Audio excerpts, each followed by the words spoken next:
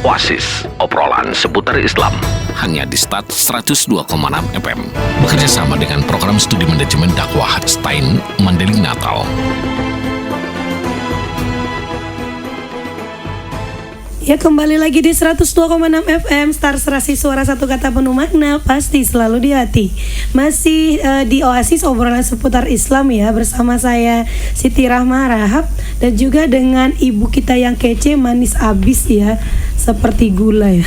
Ibu Irma Sani. Gula merah, gula putih. Gula putih aja lah. Gula merah aja deh. Khas ya. Karena kalau gula putih itu cepat habisnya, kalau gula merah susah habisnya itu loh. Ramadan aja yang laku ya. Ya sahabat, tadi kita sudah membahas tentang bagaimana memaafkan ya.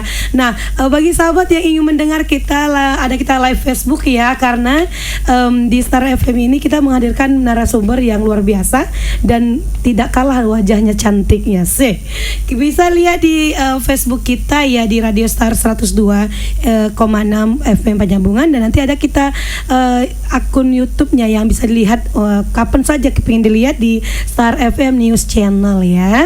Ya sahabat, tadi sudah dijelaskan bahwa memaafkan itu adalah hal yang paling utama dalam Islam.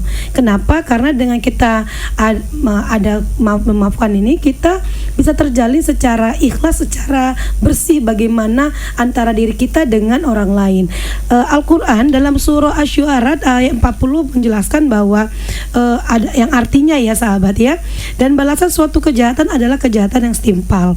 Tetapi barang siapa memaafkan dan berbuat baik kepada orang yang berbuat jahat, maka pahalanya dari Allah. Sungguh dia tidak menyukai orang-orang yang zalim. Nah, ayat ini saya sudah bisa menerangkan bahwa sebenarnya pembalasan itu harus seimbang sebenarnya.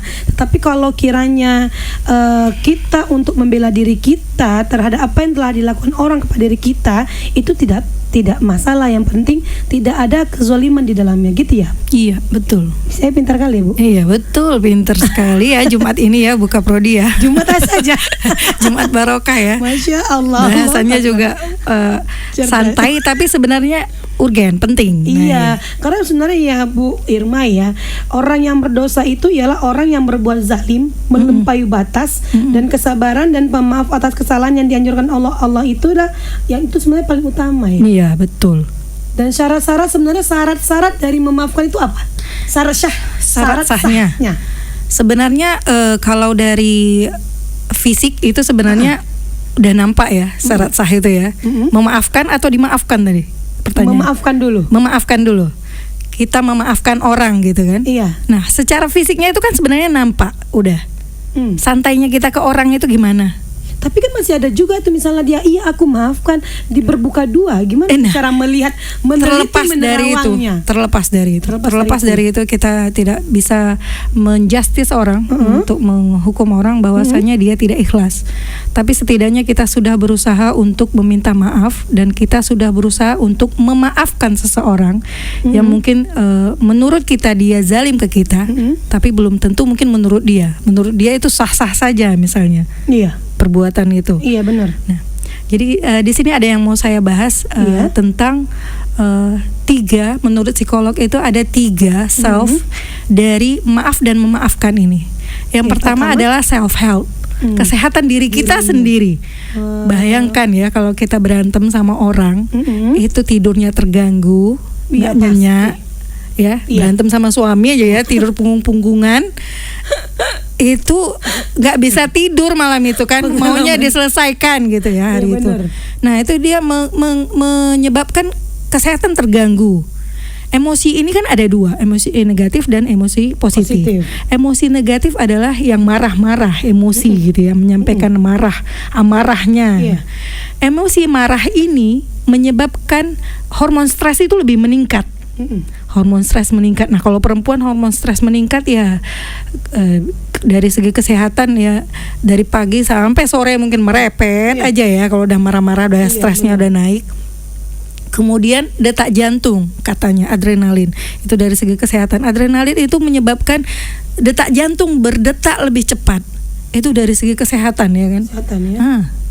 Urgensinya memaafkan ini tadi ya.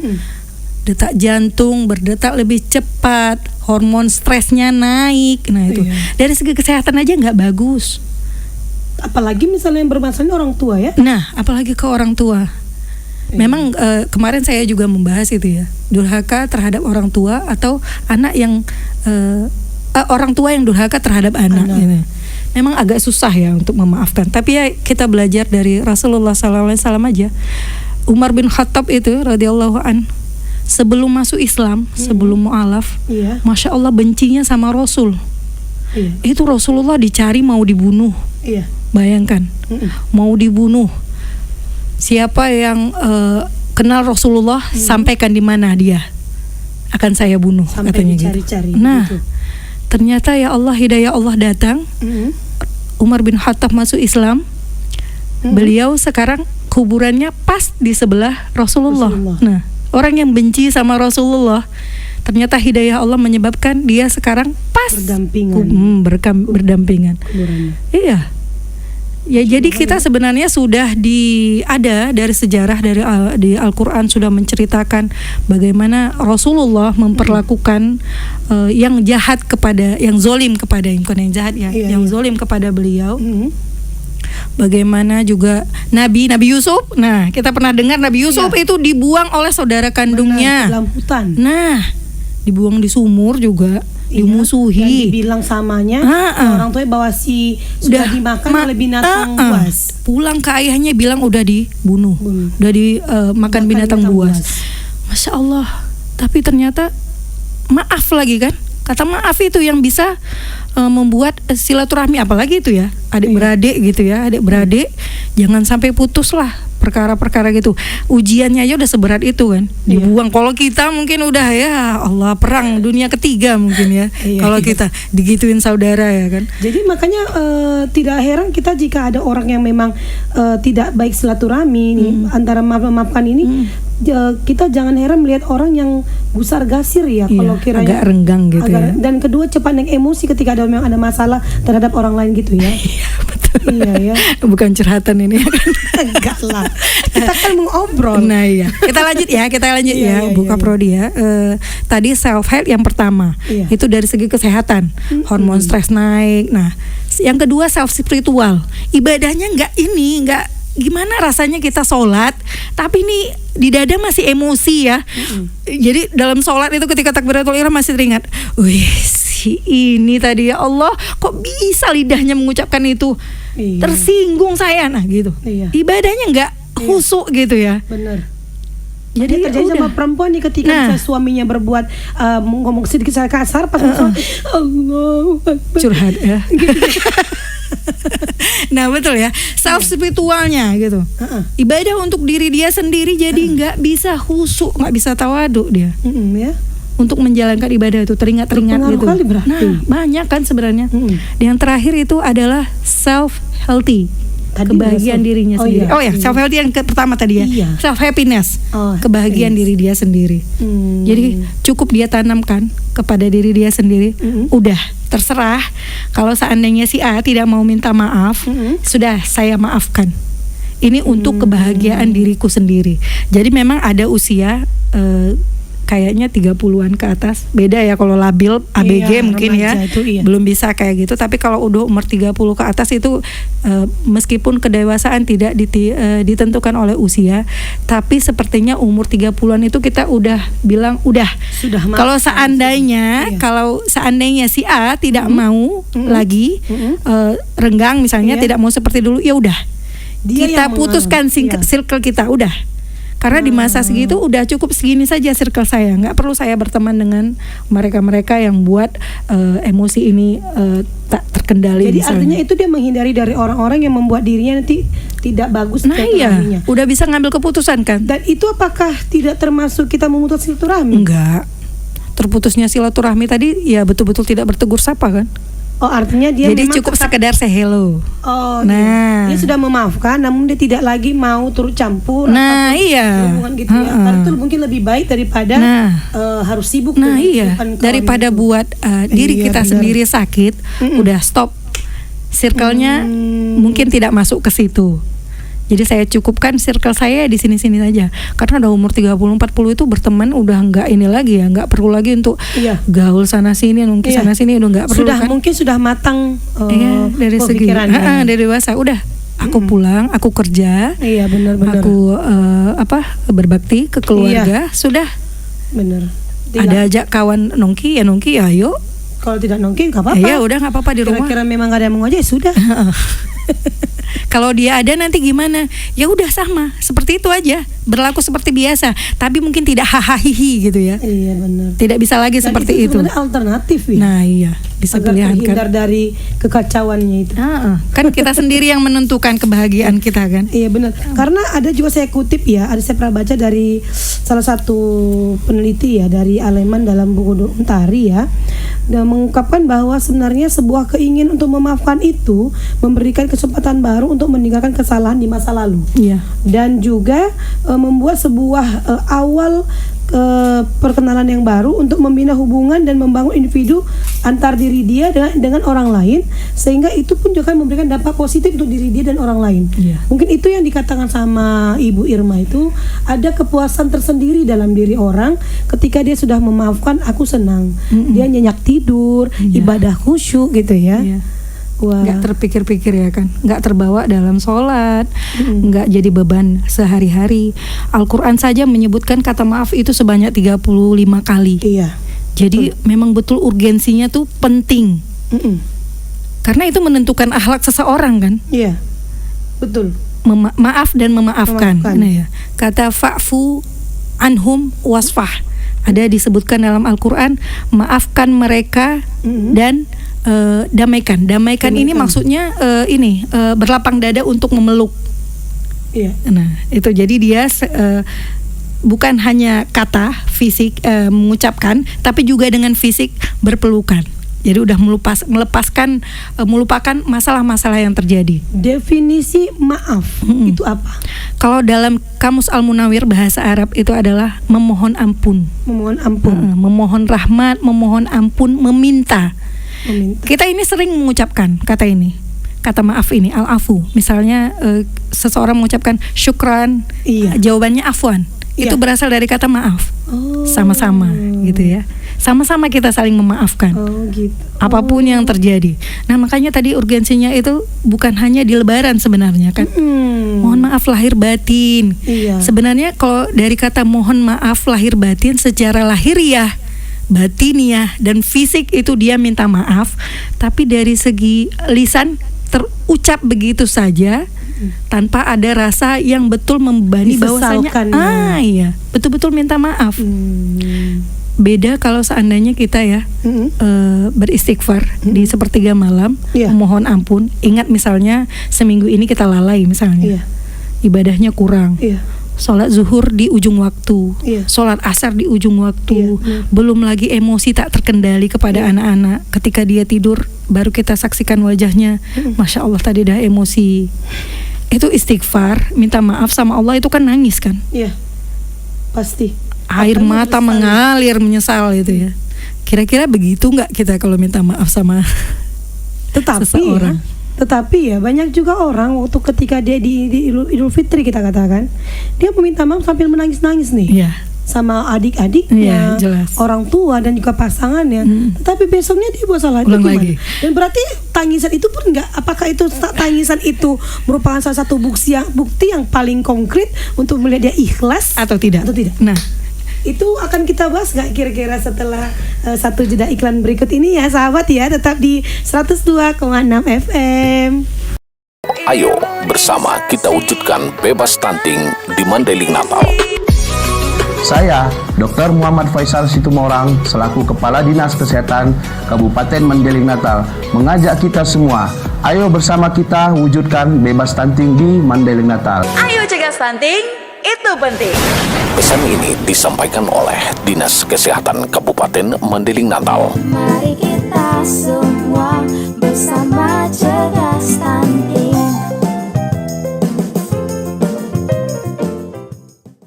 Kembali lagi di 102,6 FM Star Serasi Suara Satu Kata Penuh Makna, pasti selalu di hati. Sahabat Star FM masih di Oasis obrolan seputar Islam ya. Tadi kita sudah sampai bagaimana sebenarnya orang yang menangis-nangis, merintih-rintih dalam meminta maaf, apakah itu menjadi sebagai satu tolak ukur di dalam kepastian dia meminta maaf gitu ya. Ya kan Bu ya. Nah, gimana tuh Bu pendapat Ibu sendiri tentang udah nangis-nangis nih sampai merata merintih, tiba-tiba besok buat salah lagi? Kayaknya ikhlas itu bukan kita juga yang bisa mengukur itu minta maafnya ikhlas apa enggak. Tapi setahu saya ketika dia menitikkan air mata, terbaca bahwasanya ada penyesalan dari dirinya. Kalau seandainya itu terulang lagi, ya terlepas dari dirinya, ternyata penyesalan itu hanya sebatas hari itu aja. Apalagi memang sebenarnya kita itu manusia kan tidak sempurna ya. Iya betul. Dan juga ada nafsu di situ ya. Nggak bisa. Jadi memang setan itu terus berbisik kepada kita untuk ya buat gaduh aja gitu ya. Buat aja sama manusia itu, udah sirik aja sama itu orang, ya, dengki aja sama tuh orang gitu ya. Jadi tergantung sama diri kita yang menanggapi ya. Nah iya, tergantung dari kitanya aja sekarang ini kan. Kita bisa nggak melawan egonya kita sendiri untuk udahlah nggak usah ditanggapi yang kayak gitu tuh. Kalau seandainya lidahnya lagi kepleset, ya udah kita berhusnuzon aja. Iya betul. Karena memang manusia kan tidak lepas dari dosa ya Bu ya. Iya. Apalagi memang sudah menjadi kodrat sebagai manusia yang tidak terlepas dari kesalahan dan ketidaksempurnaan dalam perbuatan. Nah, tapi namun demikian ya Bu ya, kita kan juga manusia itu diciptakan dengan sifat-sifat untuk memperbaiki kesalahan. Dan salah satu sifat yang dianjurkan itu kita pemaaf. Jadi ketika ada orang yang sudah minta maaf, dia berbuat lagi, berarti kita juga harus memaafkan. Iya, terus. Makna dari memaafkan itu apa? Definisi memaafkan. Tadi kan sudah nih. Maaf makna, tadi. Memaafkan. Iya. Makna maafnya. Makna minta maaf dan memaafkan gitu ya. Jadi setelah itu ini yang memaafkan lagi. Memaafkan itu apa? Kalau dari segi memaafkannya itu ya memang tadi yang saya katakan perlu jiwa yang besar, hati yang luas, seluas samudra untuk memaafkan. Karena menurut kita si A ini salah gitu ya. Iya. Ya udah, perlu memang pengorbanan dari diri kita sendiri membuka pintu maaf selebar-lebarnya. Dan itu sulit, nggak mudah gitu. Iya. Sebagai manusia.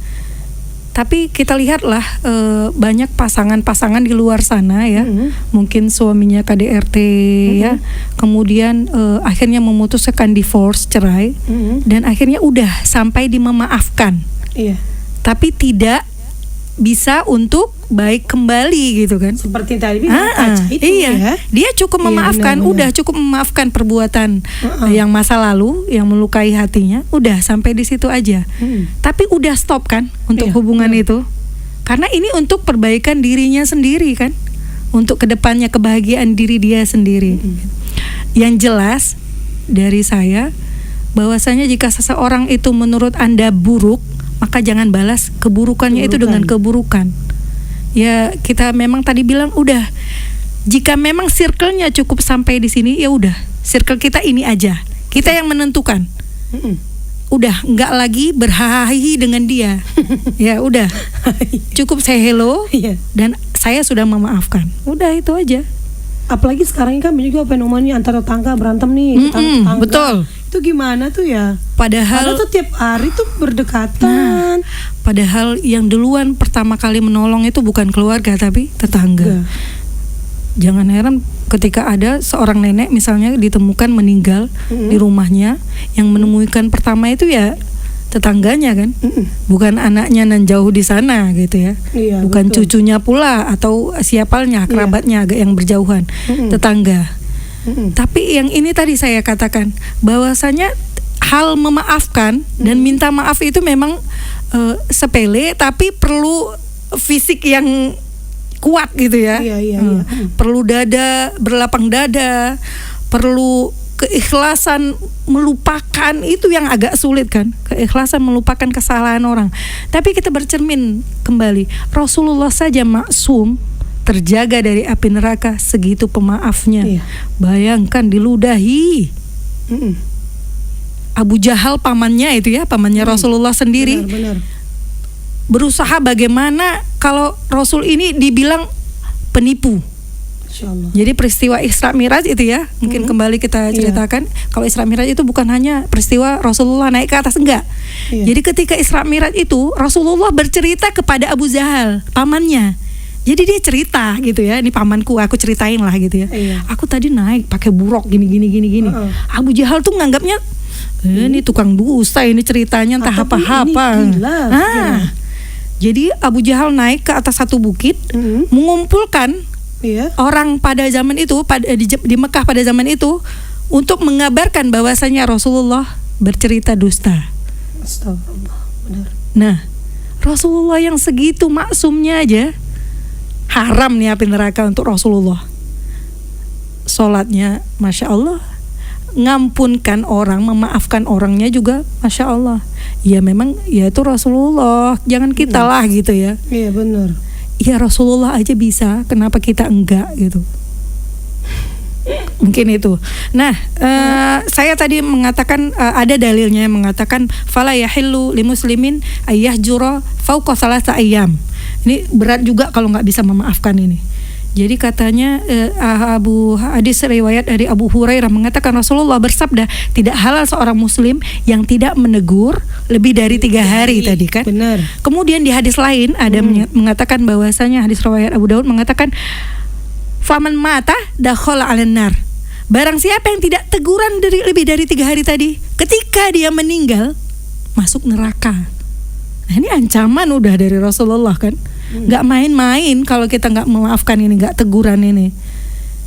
Tapi ya Allah, segitu sombongnya kita, segitu egonya kita gitu ya, sulit untuk minta maaf, sulit untuk memaafkan. Memang ya manusia nih ya. Makanya dikeluarkan dari surga Adam. Bukan karena kehilafan, dia karena kesombongannya.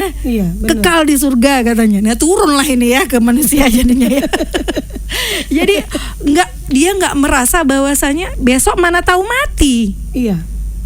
Ketika dia mati dia bawa itu egonya itu kan. Jadi harus dipikirkan itu ya. Jangan kita pikirkan si A yang salah. Udah aku bertahan ini, udah aku yang benar pokoknya gitu. Ya kita turunkan ego kita ya kan. Belum tentu usia kita ini panjang. Siapa yang menjamin 5 menit ke depan? Iya benar sekali. Nafas kita masih bisa kita hembuskan. Iya. Wallahu a'lam, nggak ada yang tahu. Ternyata nanti kawan yang kita rasa berbuat salah sama kita, dia yang seandainya menyumbangkan duit misalnya untuk membeli oksigen atau sebagainya ya. Namanya kita makhluk sosial kan, saling menguntung simbiosis mutualisme. Kita saling perlu bantuan satu sama lain. Apalagi tadi ke tetangga tadi gitu maksudnya. Dan sebenarnya ya Bu ya, ada kan tingkatan maaf dan memaafkan ini sih? Tingkatannya kalau menurut saya ya tingkat keikhlasannya tadi itu ya. Iya benar-benar sikap kita menahan amarah, memaafkan salah kawan dan juga berbaik terhadap orang itu juga, itu kan sudah salah satu ciri juga ya. Iya, ciri-ciri pemaaf dan memaafkan. Ya jadi memang hal-hal yang sepele tapi Masya Allah efeknya gitu ya. Ada lagi hadis yang mengatakan bahwasanya sedekah itu tidak mengurangi harta, tapi memberi maaf tidak menambah pada seorang hamba kecuali kemuliaan. Nah itu dijanjikan, kemuliaan dunia akhirat, kita memberi maaf. Jadi terlepas dari masalah apa yang terjadi pada diri kita dengan orang lain, paling tidak kita satu yang kita harapkan apa tadi yang berarti kemuliaan itu. Iya betul. Kemuliaan itu sebenarnya yang kita kejarkan. Tapi sebenarnya susah sekali orangnya. Ya seperti tadi yang saya katakan, egonya manusia ini tinggi sekali kan. Iya. Egonya manusia ini begitu besar hingga merasa di otaknya, di kepalanya bahwasanya saya yang paling benar, dia yang salah, dia yang menyinggung saya duluan. Akhirnya enggan untuk meminta maaf. Iya benar. Tadi Ibu mengatakan ada tadi beberapa ya hadis tadi ya. Kalau kita menyinggung ke dalil lagi lain-lain ada nggak?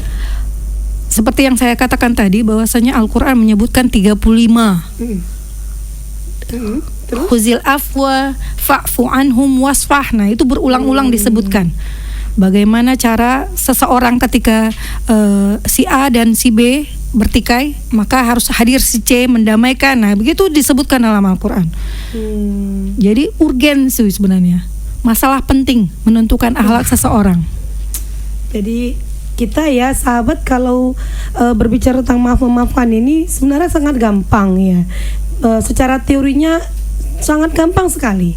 Tapi kalau untuk praktiknya sangat susah. Kenapa? Karena seperti tadi yang dibilang Ibu Irma, bahwa ada sebenarnya sisi kita ini makhluk yang tidak sempurna, yang tidak luput dari dosa. Maka ketika kita tahu itu kita tuh manusia tidak sempurna, mari kita berusaha untuk menyempurnakan diri kita. Iya, betul. Gitu ya. Satu statement closingnya dari Ibu. Oh ya, statement terakhir ya. Iya. Bahwasanya memaafkan itu tidak membuat kita hina, dan meminta maaf itu bukan untuk merendahkan diri kita. Percaya bahwasanya setelah kata maaf ada kebaikan dan ada kebahagiaan setelah sesuatu itu dimaafkan. Mungkin itu saja. Masya Allah, Allahu Akbar. Nah, itu dia tadi ya sahabat, ya sudah disampaikan oleh satu narasumber kita bahwa urgennya sebuah memaafkan itu dapat menumbuhkan cinta kita terhadap Allah dan cinta kita terhadap sesama manusia. Hablum minallah dan hablum minan nas. Kita hidup di dunia ini untuk mengabdi kepada Allah. Artinya kalau kita mengabdi kepada Allah ini, kita jalankanlah semua perintahnya dan juga kita jauhi segala larangannya.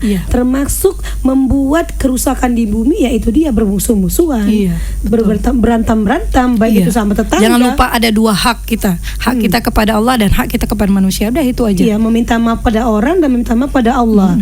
Karena walaupun sebagaimana kita bersusah payah beribadah kepada Allah, jika hubungan kita terhadap manusia itu masih bermasalah, masih nyangkut, maka banyak pintu persimpangan di akhirat. Nanti ditanya, hai Fulan, kau ini kenapa bermasalah sama dia? Kau sudah sibuk tuh lutang lanting tuh sholat, tapi tetap juga kau tidak berteman ibadahmu, gimana? Jadi itu sia-sia jadinya ya Bu ya. Ya Allah, mudah-mudahan kita jauh ya dari perbuatan yang tidak beruntung seperti ini. Ya. Baik sahabat, mungkin waktu kita pun sudah diambang ya, walaupun agak korupsi sedikit ya.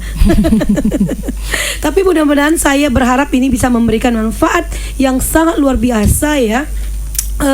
Di kehidupan diri kita dan juga kehidupan sosial. Kenapa? Karena kita ini makhluk yang tidak sempurna, ini adalah ciptaan yang membutuhkan orang lain, membutuhkan pertolongan Allah dan membutuhkan pertolongan manusia. Jadi mari kita sama pandai-pandai kita merasa dalam hidup, tapi kita tidak perlu menjadi merasa pandai. Dan satu lagi, ada satu pepatah nih ya Ibu ya, dari dosen saya mengatakan bahwa penting menjadi orang penting, tapi lebih penting menjadi orang baik. Itu dia. Saya mohon maaf atas segala kesalahan dan kehilafan saya. Saya Siti Rahma undur diri dan insya Allah kita bertemu kembali di minggu depan. Wabillahi taufiq wal hidayah. Wassalamualaikum warahmatullahi wabarakatuh. Waalaikumsalam. Oasis, obrolan seputar Islam hanya di Stat 102,6 FM. Bekerja sama dengan program studi manajemen dakwah Stein Mandailing Natal.